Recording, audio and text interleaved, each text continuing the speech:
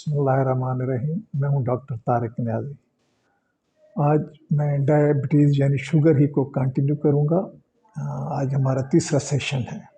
आज मैं डिस्कस करूंगा शुगर की प्रिवेंशन, बचाव, इसका इलाज और डाइट के बारे में। तो सबसे पहले शुगर से की प्रिवेंशन कैसे की।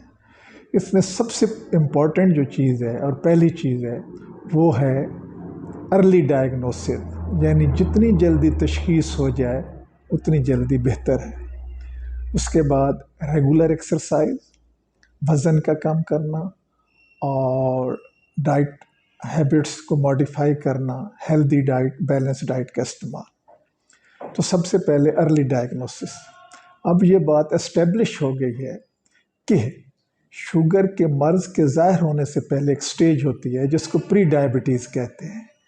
प्री डायबिटीज़ वो स्टेज है जबकि शुगर बढ़ना शुरू हो जाता है, लेकिन आप जब शुगर का टेस्ट कराएंगे तो उस वक्त आपकी शुगर नॉर्मल आएगी, क्योंकि उसने उस लेवल को क्रॉस नहीं किया होगा जब आपको डिक्लेयर किया जाता है कि आप शुगर के मरीज़ हैं। तो प्री डायबिटीज़ स्टेज में अगर स्क्रीनिंग टेस्ट किए जाए और स्क्रीनिंग कर ली जाए तो पता चल जाता है कि अगले चंद हफ्तों में या अगले चंद महीनों में आपकी शुगर बढ़कर उस लेवल तक पहुंच जाएगी जबकि आपको शुगर का मरीज़ डिक्लेयर किया जाएगा। इस स्टेज पे हम मरीज़ को डायग्नोसिस करके, उसकी तशख़ीस करके इसका बचाव, शुगर के मर्ज़ का बचाव मुमकिन हो सकता है। इसके लिए स्क्रीनिंग टेस्ट है। आइडियली तो तमाम पॉपुलेशन की स्क्रीनिंग होनी चाहिए, लेकिन पाकिस्तान आपको पता है 22 करोड़ का मुल्क है और फिर हमारा हेल्थ सिस्टम इस तरह का है कि इवन बड़े बड़े शहरों में जो बड़े बड़े अस्पताल हैं वहाँ कोई अच्छी तरह के डायबिटिक क्लिनिक भी मौजूद नहीं है तमाम अस्पतालों में। और जो हमारे छोटे देहात हैं, कस्बे हैं, टाउन्स हैं, वहाँ पे इवन ब्लड शुगर की सहूलत भी मुयस्सर नहीं है। तो इसलिए तमाम पॉपुलेशन का तो पॉसिबल नहीं है, लेकिन उन लोगों के स्क्रीनिंग टेस्ट ज़रूर होने चाहिए जो लोग रिस्क पे हैं। कौन कौन से लोग रिस्क पे होते हैं? नंबर 1, वो तमाम लोग जिनकी एज 40 साल या 40 से ज़्यादा है। नंबर 2, जो लोग ओवरवेट हैं यानी मोटापे का शिकार हैं। नंबर 3, ऐसे लोग जिनकी फैमिली हिस्ट्री है शुगर की।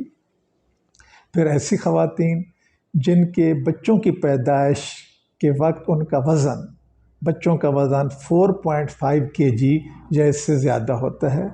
फिर ऐसी ख़वातीन जिनका हमल के दौरान एक्स्ट्राऑर्डिनरी वज़न बढ़ जाता है। हमल के दौरान ख़वातीन का वज़न ज़रूर बढ़ता है, लेकिन अगर रूटीन से हट के बहुत ज़्यादा वज़न बढ़ जाए तो फिर उनको शुगर का स्क्रीनिंग टेस्ट ज़रूर कराना चाहिए। और फिर ऐसे लोग जिनको यंग एज में हार्ट अटैक हो जाए या एंजाइना का मसला हो जाए या कोई और ऐसी एविडेंस या शहादत मिले जिससे पता चले कि जो उनके अज़ा को ब्लड वेसल्स खून सप्लाई करते हैं वो नैरो हो गए हैं, यानी प्रीमेच्योर एथेरोस्क्लेरोसिस हो गई है, तो उनके स्क्रीनिंग टेस्ट करने चाहिए। अब कौन से स्क्रीनिंग टेस्ट हैं? किसी ज़माने में यूरिन शुगर को एज स्क्रीनिंग टेस्ट इस्तेमाल करते थे, लेकिन अब ये बात साबित हुई है कि यूरिन शुगर जो है ये कोई रिलायबल टेस्ट नहीं है। ये माइल्ड और मॉडरेट केसेस मिस कर देते हैं, उसमें यूरिन शुगर नेगेटिव आ जाता है, हालांकि पेशेंट को शुगर का मर्ज़ होता है।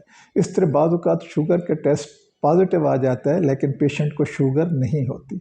तो इसलिए अब यूरिन शुगर को स्क्रीनिंग टेस्ट नहीं लिया जाता। जो इंटरनेशनली रिकग्नाइज्ड स्क्रीनिंग टेस्ट हैं वो 2 हैं। एक है OGTT, oral glucose tolerance test, और दूसरा HbA1c या ग्लाइकोसिलेटेड हीमोग्लोबिन। OGTT में क्या होता है कि आप फास्टिंग जाते हैं तो आपका फास्टिंग ब्लड सैंपल ले लिया जाता है। उसके बाद आपको 1 गिलास पानी में 75 ग्राम ग्लूकोज मिक्स करके पिलाया जाता है और फिर स्पेसिफिक इंटरवल पे आपके सैंपल लिए जाते हैं। फिर उनकी वैल्यूज़ को कंपेयर किया जाता है नॉर्मल वैल्यू से। अगर वो ज़्यादा हों तो आपको बता दिया जाता है कि आप डायबिटिक हैं या अगले चंद हफ्तों में या चंद महीनों में आपकी शुगर उस लिमिट पे पहुंच जाएगी जो शुगर के मरीज़ों की यानी नॉर्मल लिमिट से ज़्यादा हो जाएगी। दूसरा है HbA1c। ये वो टेस्ट है, रिसेंटली इसको स्क्रीनिंग में शामिल किया गया है। ये आपको पिछले 1.5 से 2 महीने का शुगर का कंट्रोल बताता है। تو ان سکریننگ ٹیسٹ سے کر کے ہم شوگر کے چھپے مریضوں کی تشخیص کر سکتے ہیں۔ جتنی جلدی تشخیص ہو جائے گی اتنی جلدی احتیاطی تدابیر اختیار کر کے شوگر کے مرض سے بچا جا سکتا ہے۔ اب ہم آتے ہیں علاج پہ۔ دیکھیں، شوگر کا مرض ایک کمپلیکیٹڈ مرض ہے۔ یہ نزلہ زکام کی طرح یا ملیریا یا ٹائیفائڈ کی طرح نہیں ہے کہ آپ نے ایک ہفتہ یا 10 دن یا 2 ہفتے دوائی کھائی اور آپ ٹھیک ہو گئے۔ اس نے ساری زندگی آپ کے ساتھ چلنا ہے، تو اس کے لیے ایک کمپریہنسو پلان بنایا جاتا ہے۔ یہ کمپریہنسو پلان آپ کے لائف سٹائل، ایکسرسائز اور ڈائٹ ریسٹرکشن سے لے کے میڈیکیشن اس میں شامل ہوتی ہے۔ دیکھا یہ جاتا ہے کہ جس وقت آپ ڈائگنوز ہوئے ہیں تو اس وقت آپ کی ایج کیا ہے، آپ موٹاپے کا شکار ہیں یا نہیں ہیں، آپ کی ڈیزیز کس سٹیج پر ہے، اس وقت تشخیص کے وقت آپ کا بلڈ شوگر کتنا ہے، بلڈ جو شوگر کی پیچیدگیاں ہوتی ہیں وہ موجود ہیں یا نہیں ہیں، اور اگر موجود ہیں تو کس سٹیج تک موجود ہیں۔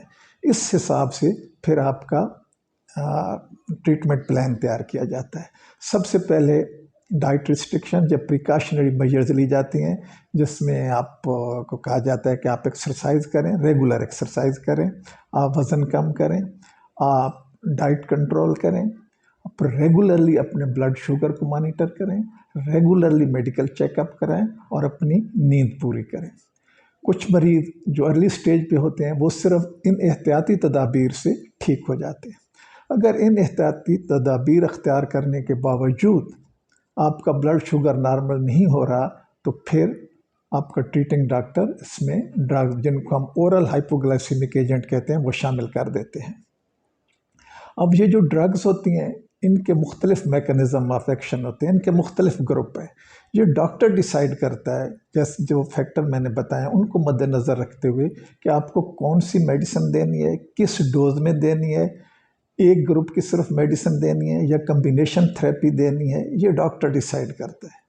آپ کو یہ نہیں کرنا چاہیے کہ فلاں بندے کو، آپ کے کسی جاننے والے کو شوگر ہے تو وہ فلاں دوا لے رہا ہے تو اس کی شوگر کنٹرول ہے تو آپ بھی وہی دوائی لینا شروع کر دیں۔ ہو سکتا ہے اس کے لیے وہ دوا سوٹیبل ہو، لیکن وہ دوا یا وہ ٹیبلٹس آپ کے لیے سوٹیبل نہیں ہو، تو یہ آپ کا ٹریٹنگ ڈاکٹر بتائے گا۔ جب احتیاطی تدابیر اختیار کرنے کے باوجود اور ٹیبلٹس کے استعمال کے باوجود پھر بھی شوگر کنٹرول نہیں ہوتی تو پھر انسولین کا استعمال کیا جاتا ہے۔